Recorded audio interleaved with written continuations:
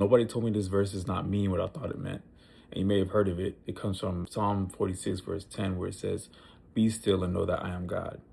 Now, I thought that meant to do nothing. Don't make any moves, don't make any actions. But what it's referring to is that any objection or any opposition towards God's word or God's character must stop, must cease, must be still.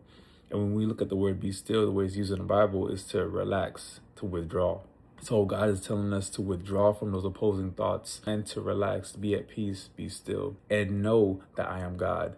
And it's interesting the way that the words to know is used in the Bible. One of them is to discriminate, which means to recognize a distinction. We must know that God is distinct from our opposing thoughts, our opposing ideas. And another way that the words to know is used is to know by experience that He is God. And it's almost as if God is calling us to reflect on our testimonies.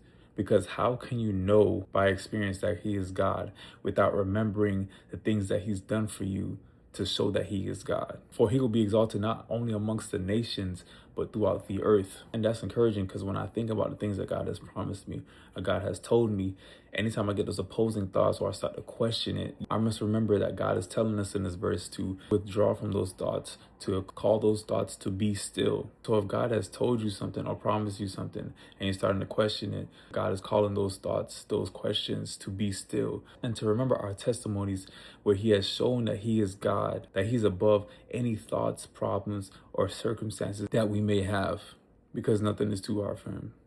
Be blessed.